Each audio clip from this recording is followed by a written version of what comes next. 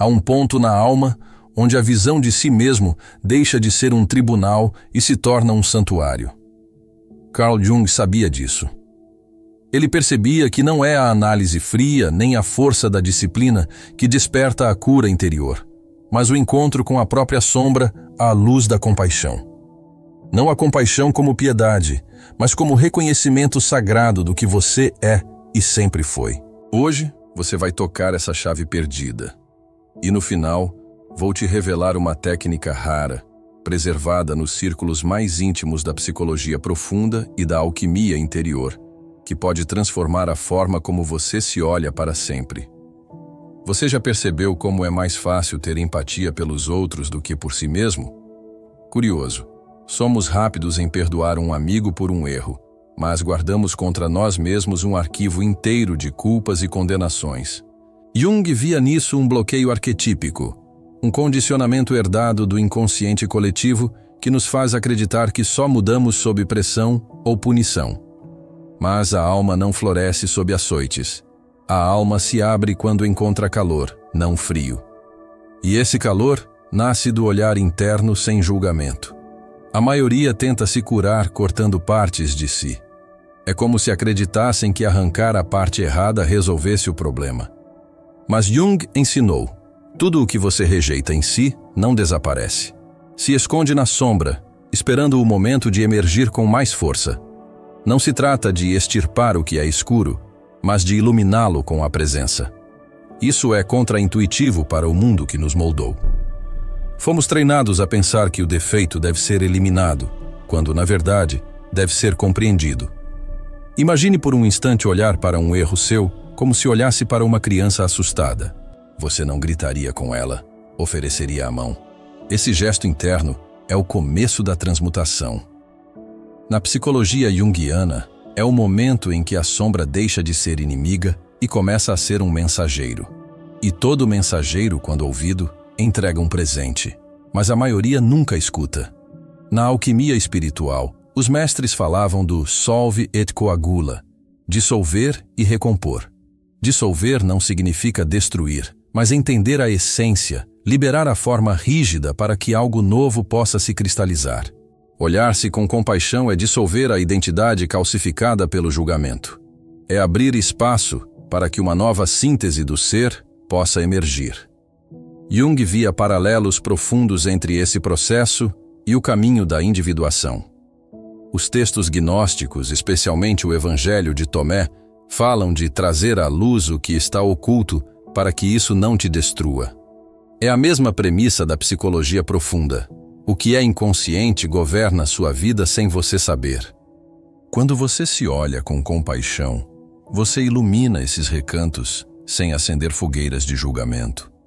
E nesse silêncio luminoso, algo se reorganiza sozinho.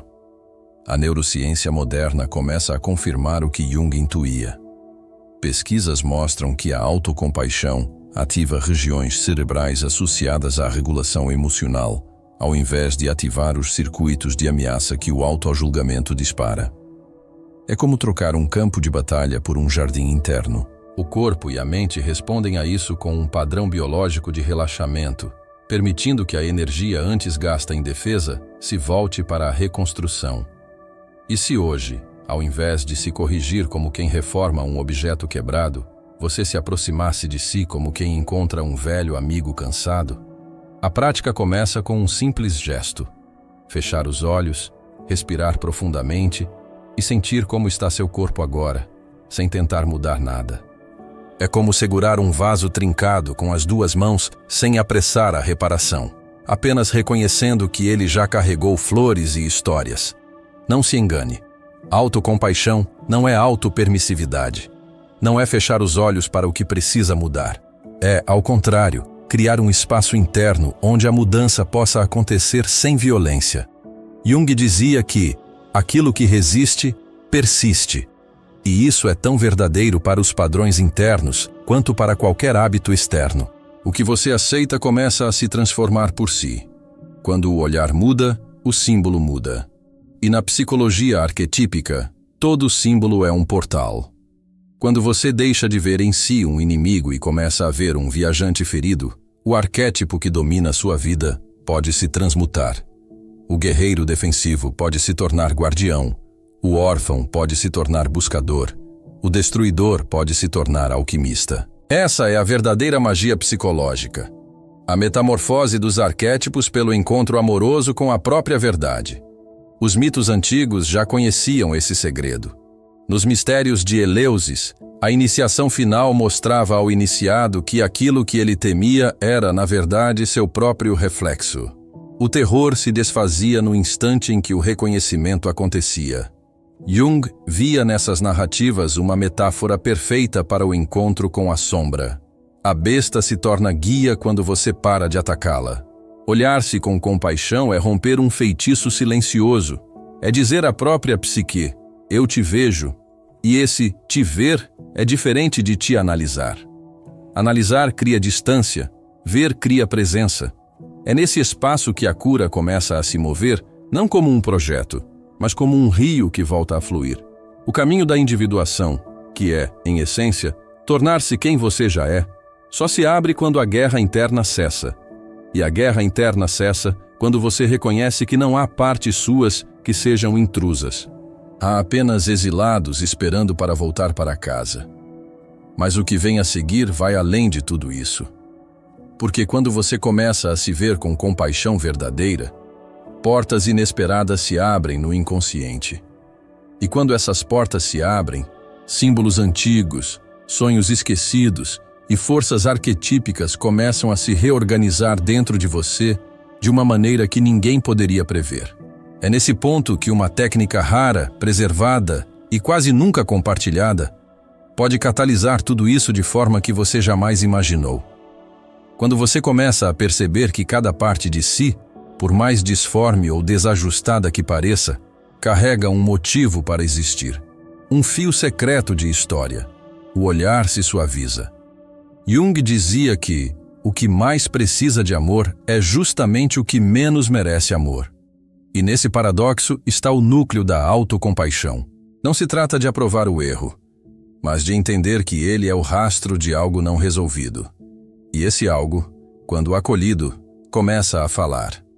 A psicologia profunda mostra que a sombra não é apenas um depósito de traumas ou impulsos reprimidos.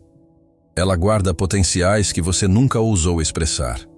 Muitos descobrem, ao entrar nesse território, que qualidades preciosas estavam escondidas sob camadas de vergonha. É como encontrar uma joia em um lugar que você evitava olhar. Mas isso só se revela a quem entra com presença, não com o olhar inquisidor. Olhar-se com compaixão não é um ato sentimental, é uma decisão de reconexão com a totalidade. Nos textos herméticos, encontra-se a máxima: o que está em cima é como o que está embaixo. E isso vale também para dentro e fora. Se você cria um campo interno de aceitação lúcida, inevitavelmente esse campo começa a se refletir na forma como o mundo responde a você. O externo se reorganiza na medida em que o interno se harmoniza.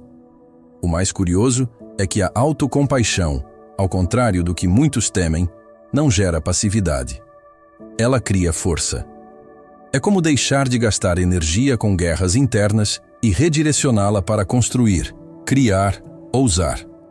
Jung via esse fenômeno como a liberação de libido psíquica, que antes estava aprisionada em padrões de autossabotagem e agora se torna disponível para a individuação. Na tradição sufista, há uma prática chamada olhar com os olhos do coração. É exatamente isso. Trocar o julgamento mental pela percepção profunda do que a alma está tentando comunicar. O sufismo ensina que cada aspecto do ser é uma face de Deus em busca de reconhecimento. Quando você se olha assim, não está apenas se perdoando, está reconhecendo o sagrado no próprio reflexo. A ciência atual, mesmo sem linguagem mística, começa a mapear o impacto disso. Estudos de psicologia positiva mostram que práticas regulares de autocompaixão reduzem a ativação da amígdala, o centro cerebral do medo, e aumentam a atividade no córtex pré-frontal, área ligada à clareza e à tomada de decisões conscientes. É como se o cérebro, sob a luz desse olhar, saísse do modo de sobrevivência e entrasse no modo de criação. Mas há um detalhe que poucos percebem. A autocompaixão verdadeira não é seletiva. Não adianta escolher amar só as partes que você já aceita. É preciso incluir também aquelas que você teme mostrar. Jung chamava isso de integrar a sombra e avisava: sem essa integração, a individuação é impossível. A psique não suporta exclusões permanentes. O que é rejeitado volta disfarçado, muitas vezes sabotando sua vida de forma invisível. Quando você se aproxima dessas partes com o coração aberto, elas começam a mudar de forma. É como na alquimia, quando a matéria bruta passa pela obra ao negro, a fase de decomposição, para então renascer na obra ao branco. O negro não é o fim, mas o começo da purificação. A compaixão é o calor alquímico que sustenta o processo sem apressá-lo. No inconsciente coletivo, carregamos mitos e histórias que reforçam a ideia de que o herói só vence quando elimina o monstro. Mas e se o verdadeiro triunfo fosse transformar o monstro em aliado? É isso que a psicologia arquetípica propõe: ressignificar as figuras internas para que deixem de ser forças de oposição e se tornem guardiãs do caminho. Esse caminho, no entanto, não é linear. Às vezes você sentirá que regrediu, que voltou a padrões antigos. Mas a autocompaixão, quando constante, impede que a recaída se torne queda. Ela cria um campo de retorno, um ponto interno onde você sabe que pode descansar e recomeçar. É nesse descanso que a alma encontra forças para atravessar desertos. E ainda há um mistério mais profundo. Porque quando você aprende a se ver assim, começa a enxergar os outros com a mesma lente. As relações mudam, não porque o outro mudou, mas porque a sua percepção não é mais filtrada pelo julgamento automático. É como limpar um espelho antigo e, de repente, ver detalhes que antes estavam encobertos pela poeira. A jornada da cura interior, segundo Jung, não é um processo de aperfeiçoamento moral, mas de expansão de consciência, e essa expansão só acontece quando se aceita a totalidade do que se é. Você não se torna inteiro removendo partes, mas incluindo todas. A compaixão é a argamassa invisível que liga os fragmentos. Mas o que está por trás disso ainda é mais vasto.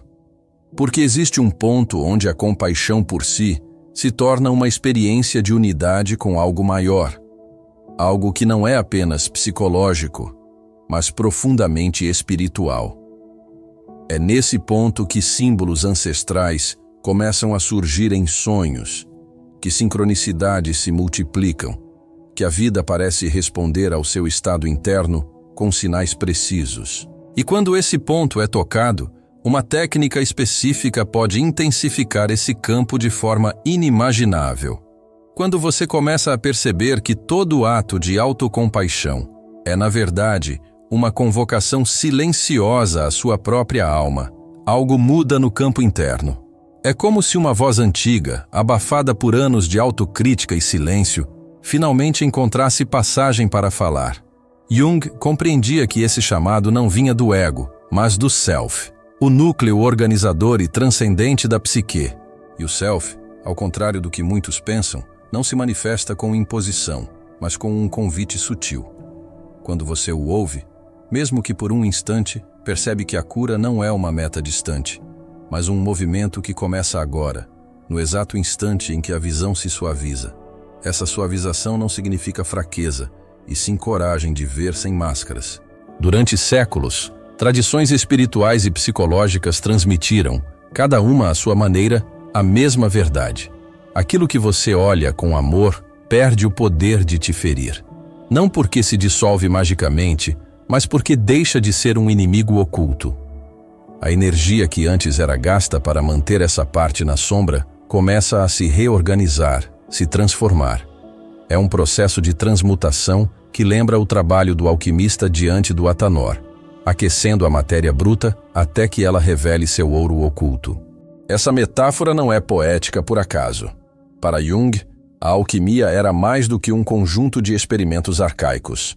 Era o mapa simbólico do desenvolvimento humano. O chumbo representava a personalidade carregada de culpas, rigidez e negação. O ouro era o ser integrado, onde luz e sombra já não estão em guerra. E o fogo, esse calor contínuo que permite a transformação, é a compaixão. Sem ele, o processo interrompe-se e a matéria da alma endurece novamente. Você talvez perceba como, ao longo da vida, absorvemos modelos herdados da psique coletiva que nos ensinam a lidar com nós mesmos através do julgamento e da cobrança. São padrões antigos, passados de geração em geração, que acreditam que a disciplina nasce do medo. Mas esse tipo de disciplina é estéril. Ela cria obediência, não crescimento. A autocompaixão, por outro lado, cultiva a maturidade verdadeira, porque ela não é imposta de fora, e sim nutrida de dentro. E aqui entra um detalhe essencial que poucos notam. Compaixão não é indulgência. A indulgência poupa a mudança necessária. A compaixão sustenta o processo dela. Quando você se olha com compaixão, pode encarar com honestidade o que precisa ser transformado sem afundar na vergonha. É um olhar que diz: eu vejo o que você fez, eu entendo por que fez, e eu sei que pode fazer diferente. Esse tom interno muda absolutamente tudo. Nos círculos místicos do cristianismo primitivo, falava-se sobre o olhar do Cristo interior, um estado de percepção em que você vê o humano e o divino coexistindo na mesma pessoa. Aplicar isso a si mesmo é perceber que mesmo nos momentos mais sombrios, existe um núcleo intacto dentro de você, esperando para ser reconhecido. E quando esse núcleo é visto, ele se expande, reorganizando toda a paisagem interna. A psicologia contemporânea corrobora essa visão sob outra linguagem. Estudos sobre resiliência mostram que indivíduos com altos níveis de autocompaixão não apenas se recuperam mais rápido de adversidades, como também experimentam mais clareza para aprender com elas. Não se trata de evitar a dor, mas de se manter inteiro dentro dela. E essa inteireza é o que permite que a experiência se torne sabedoria em vez de trauma permanente. Há também um fenômeno curioso. Quanto mais você pratica esse olhar interno, mais percebe que certas dores que pareciam pessoais são, na verdade, coletivas.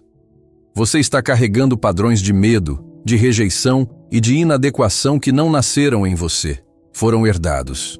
E, no entanto, ao curá-los dentro de si, você interrompe a corrente que os mantém vivos na coletividade. É o trabalho silencioso do curador de si mesmo, que, sem perceber, também cura o mundo à sua volta. Nesse ponto, Jung introduziria o conceito de sincronicidade, esses eventos que parecem coincidir de forma significativa, como se o universo estivesse respondendo à sua nova frequência interna. Não é mágica no sentido banal, é a psique e a realidade externa se ajustando à mesma nota. Ao se olhar com compaixão, você altera essa nota. E a vida, que é sensível a essa música, começa a responder de maneira diferente. O caminho, porém, exige constância. Não basta um momento de autocompaixão para dissolver anos de autoabandono. É como aprender a falar uma língua que foi proibida dentro de você.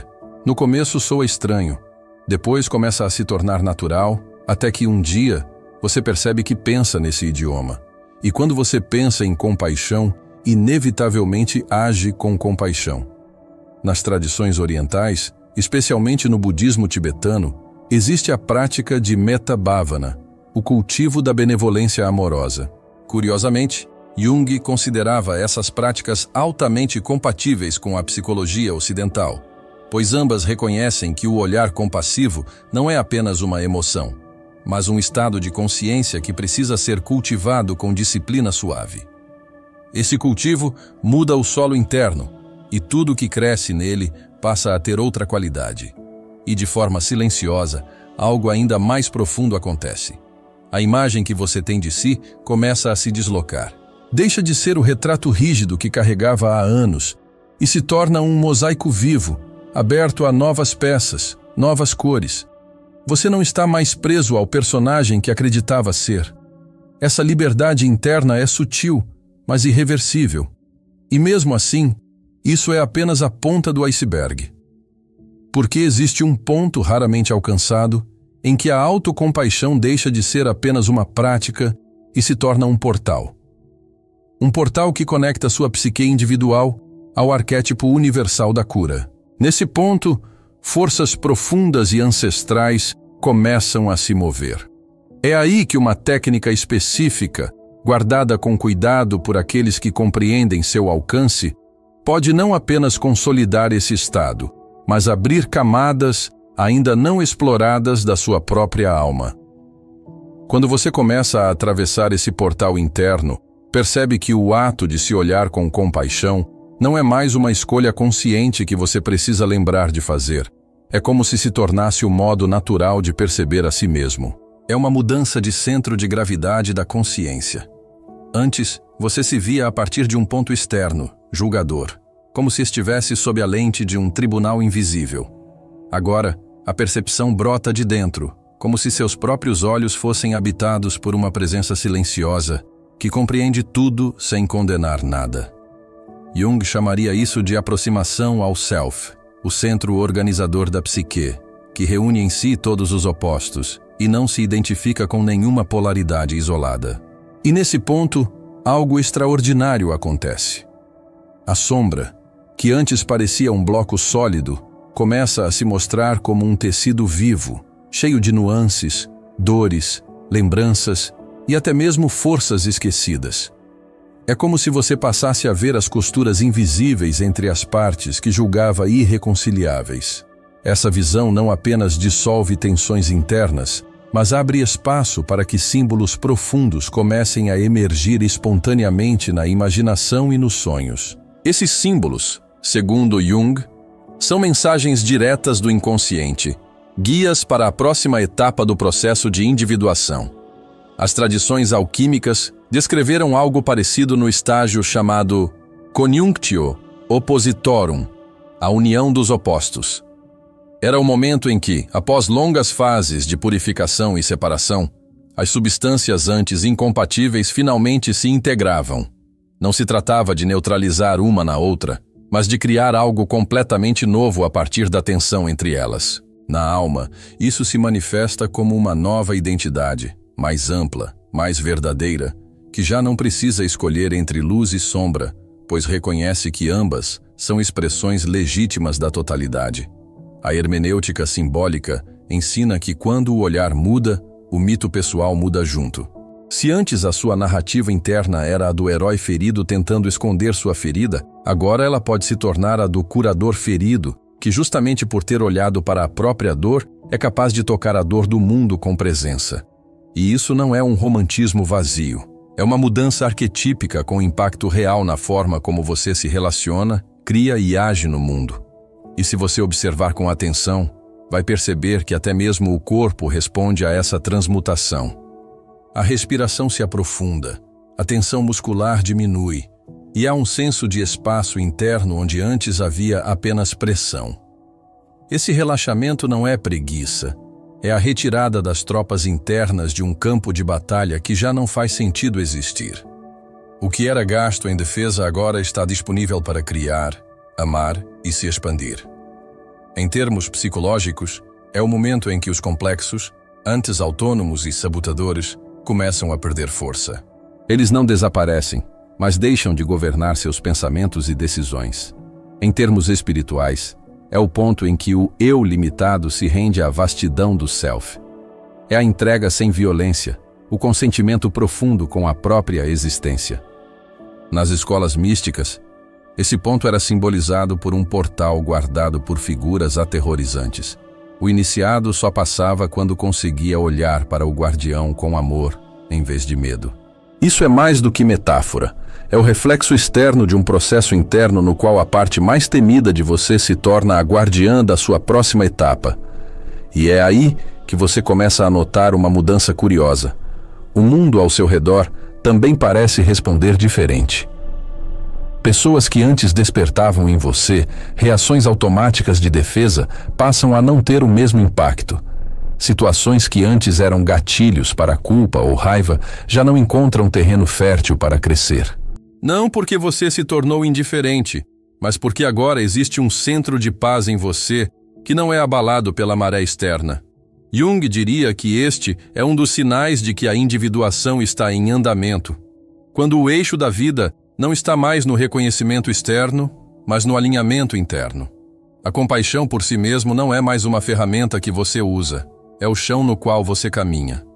Mas mesmo aqui, ainda existe um véu, porque há um nível mais profundo que poucos ousam atravessar, onde essa compaixão se transforma em algo radical.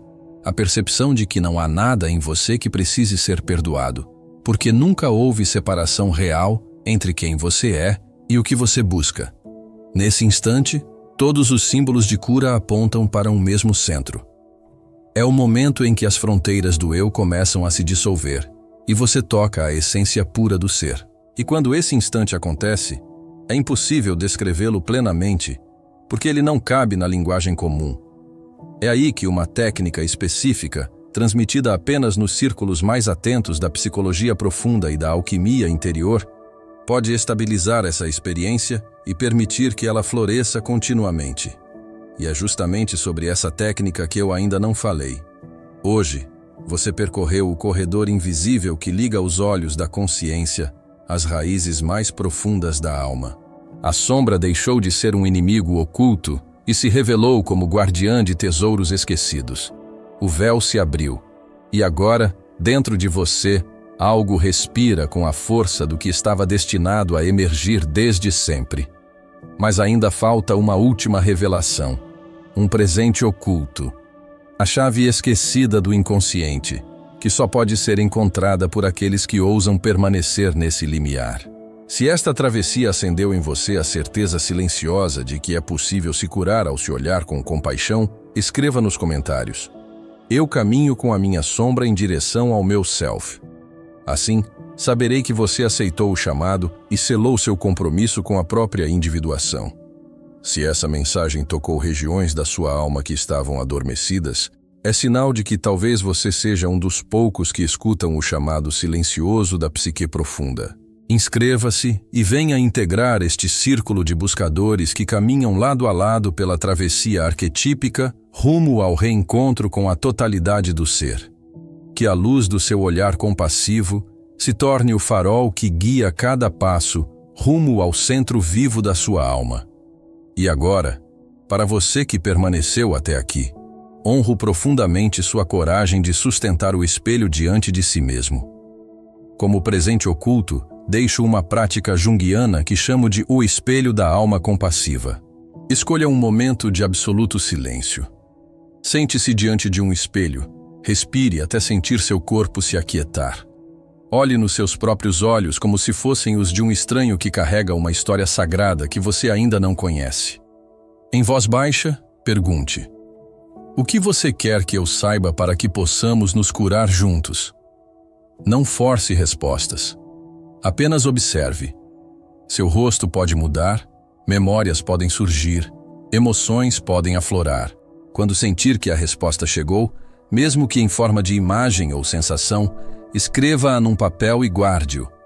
Esse será o seu símbolo vivo, uma mensagem do inconsciente para guiar sua próxima etapa de individuação.